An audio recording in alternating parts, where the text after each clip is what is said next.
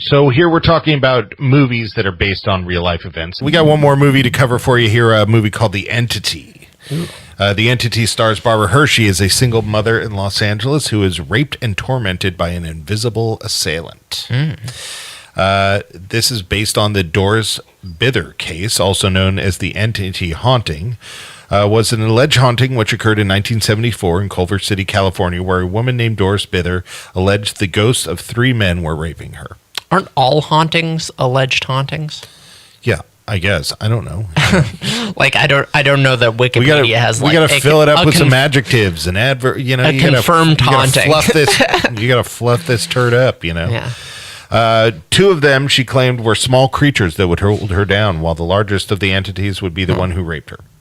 Her sons got used to seeing the ghosts that they referred to as the ghosts as Mr. Who's It.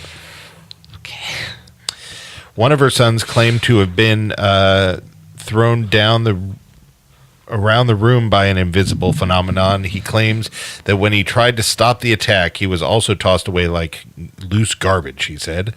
And the oldest son described the entity as a fog or like a human, but not quite. That's terrifying.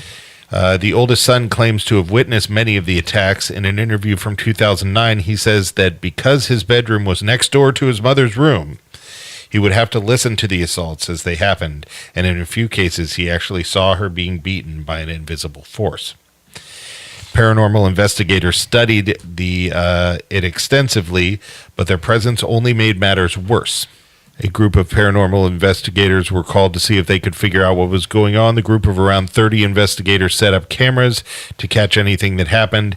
Investigators claim a mist formed in the shape of a human torso and a series of muscles. After having their film developed, the investigators were dismayed to find none of this had been captured on camera, save for a free arc that was seen to be floating above her. The film is terrifying, but it's a loose adaptation. But right. It seems like it wouldn't even need to be that loose, given the facts of the facts. Well, they went a little more scientific in the movie than they did in the case, but right.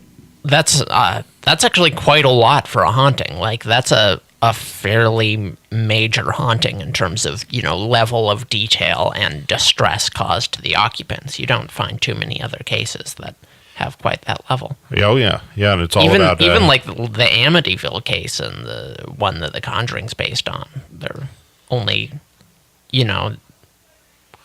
this sounds worse, honestly. Yeah, it does, Yeah. and it's really a famous one. But I found that famous cases, you would think a movie would bring a lot of attention to them, but it seems like they sort of lose some of their gusto after a movie is made about them. Right. They fall into this land of fiction. Yeah.